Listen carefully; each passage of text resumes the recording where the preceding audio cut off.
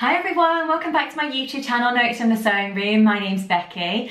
Today's video is all about what I've been making in February and March.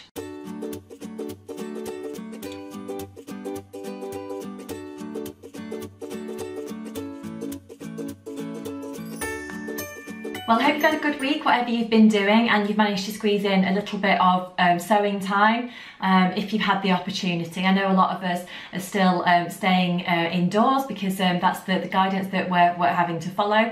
I'm not going to mention too much about the virus and coronavirus today because I'm sure a lot of us are hearing a lot about it on the news. So my video is just going to be focused around what I've been sewing, and hopefully you'll enjoy hearing about what I've been making over the last few weeks. So I'll get straight down to what I've been putting together, and hopefully you enjoy hearing about some of these projects because they are a little bit different to what I sometimes make. So the first one is what I'm wearing actually. So this is a sew over at Edie Tuck. I have made a few versions of this before, but I absolutely love the neckline. Just that boat neckline, that nice wide curve that it's got on it there. I just think it's so pretty and it's just really feminine. So it's just right up my street, to be honest. And I love this cotton jersey that I made it out of. You probably can't see it too much from there. Try and move a little bit closer so you can see me.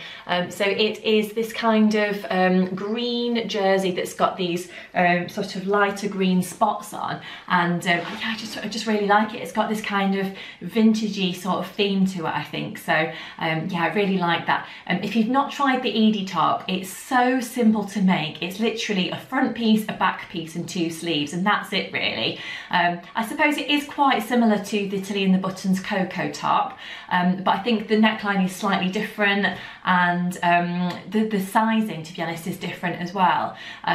For me, I've actually graded between a few different sizes in this top. So I've actually made a size 10 around this area here, but then I'd seen online, I think in somebody else's video or Instagram post, that the sizing on this top is a little bit small. So I've actually graded out the arms a little bit, so I've got a little bit more room in there, and I'm pleased I did that because I wouldn't have had enough space otherwise.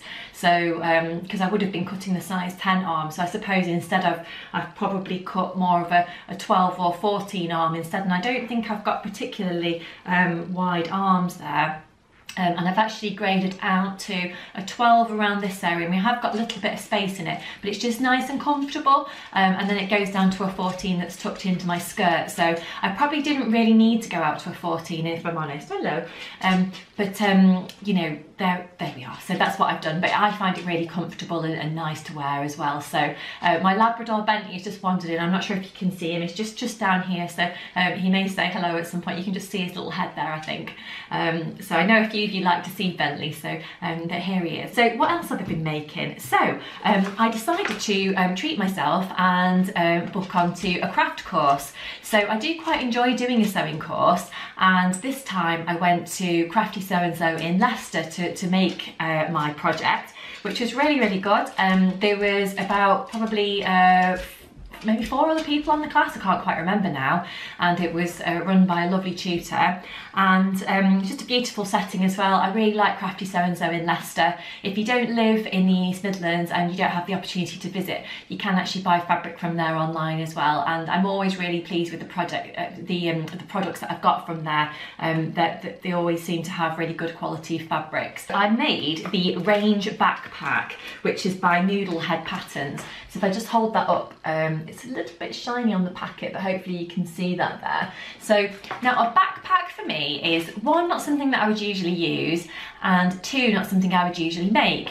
But a friend of mine, Vicky from So Little Sparrow on Instagram, she has made one, and I just thought it was amazing. Like, it looked really nice, looked really professional. The fabric that she'd used was just perfect. So I just thought, do you know what? It might not be something that I'd get round to doing at home. I got some vouchers for Christmas, and I thought what better way to use them than to book onto a workshop. So I'm really pleased that I did, and I managed to use up some path kits and fabric that I've had in my stash for probably 2 years, and I don't know what I was planning on making with it originally, but it just works really, really well. So it's an upholstery cotton and it's got boats on it. So if I just hold that up, you'll be able to see the pattern a little bit more. I'm a big fan of Cath Kidston patterns and prints. So yeah, this is just lovely. And I think if you didn't know that it had been made, you might even think that, you know, if I was lucky, someone might think I bought it from Cath Kidston. So,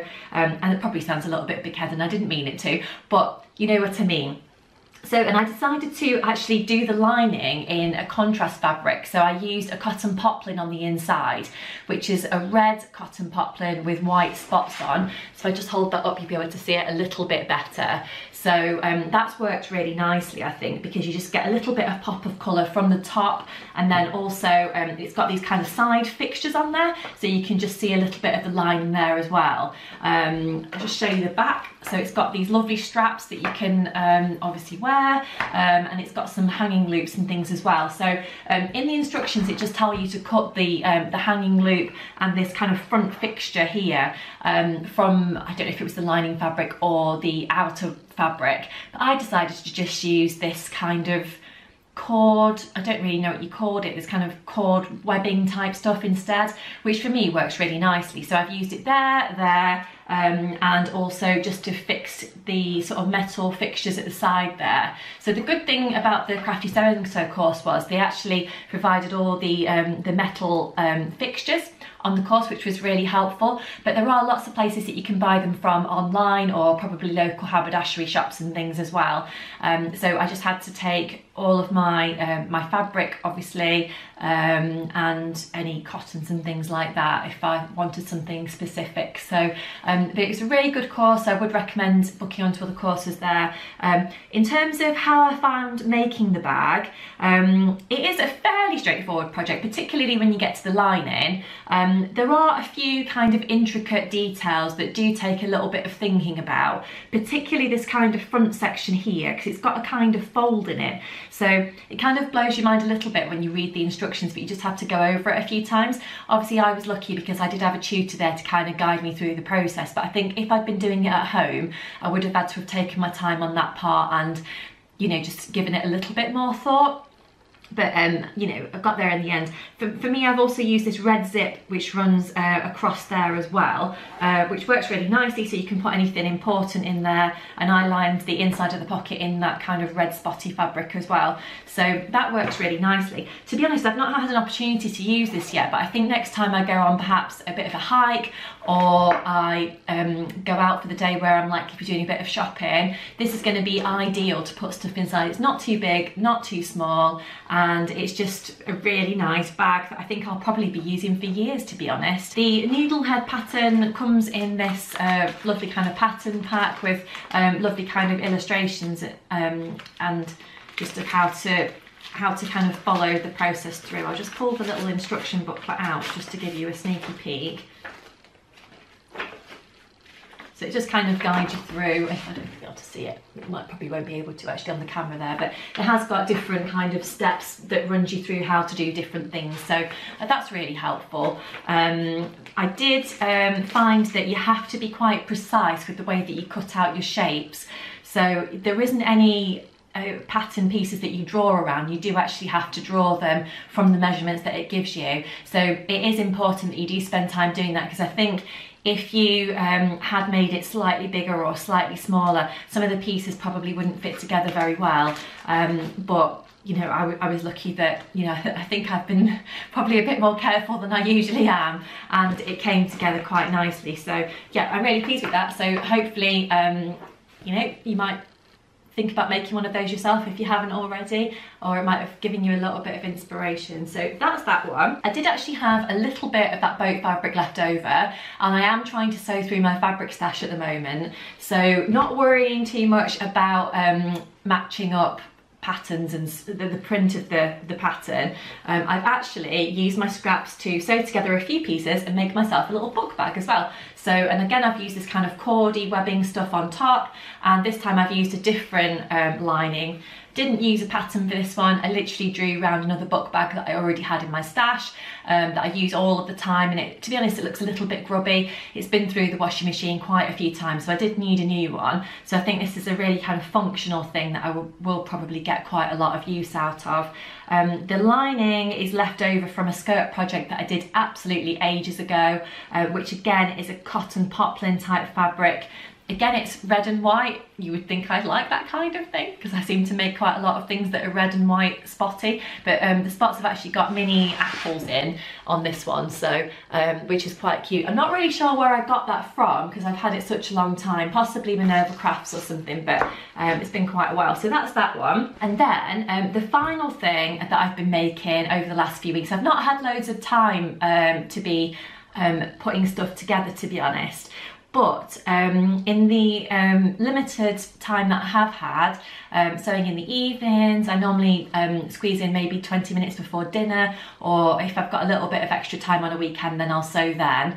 But you've just got to fit it in when works best for you, haven't you, you know? So, but I've managed to squeeze in making one of my favourite skirts. So if you have seen any of my other videos, you might have seen that I've made a few grey skirts by Simple Sew Patterns. So this is another one, but it's actually made out of a fabric that's different to what I've used before. It's actually a very lightweight scuba fabric. I wasn't sure if it would actually work okay for this particular pattern because it is supposed to be made from more of a woven material. Does seem to have worked okay. I had a little bit of trouble with the waistband because of the type of fabric that I used. I did interface it, and I used normal interfacing rather than stretch interfacing, and I have actually put a normal zip in it as well because I thought, can I get away with it not having a zip? But I thought, do you know what, it's not actually that stretchy, so I didn't want to be in a position where it was, you know, too tight and I couldn't actually pull it on over my head or step into it or whatnot. So I decided to put a zip in, but no big deal there. So yeah, so this is my skirt. So I'll just stand up a little bit so you can see it. So obviously I'm not wearing it at the moment. If I just step back a little bit, you'll be able to hopefully see it a little bit. So it's got these lovely pleats in it, and it's made out of a lovely pink fabric that's got these kind of black flowers on with little white bits as well. So I got this fabric in a rummage bin from, I think it was Sewalicious Fabrics, when I was at the handmade fair with Kirsty Allsop. I wasn't actually there with Kirsty Allsop, but you know, the fair was actually organised by Kirsty Allsop, and it was in Surrey in the UK, September last year. So I absolutely loved the handmade fair. It was a really, really fun day. So it's nice to make a project out of something that reminds you of such a lovely day that you had, I always think. So I'm really pleased with this. I've worn it a few times for work, and it's just nice and comfortable, really. So, and I've managed to get on top of that waistband issue that I had, because it was a little bit, it just looked a little bit wavy somehow, and I think it was because the interfacing that I initially used wasn't quite strong enough, so I had to go back and actually you know, put some more interfacing in there that was a little bit you know, thicker. So but that worked really well, and I finished off the hem by doing a twin needle stitch all the way around the bottom as well. It's actually white on the inside, this fabric is, and then pink on the outside, which adds a bit of interest as well. So I don't think there's any harm in using patterns that you've used before to make something again.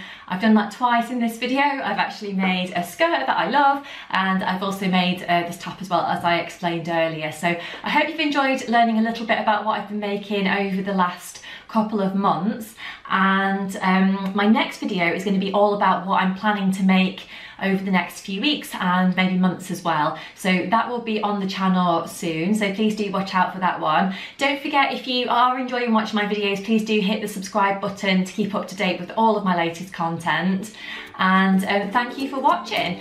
So until next time, I'll leave it there and say see you soon. Bye.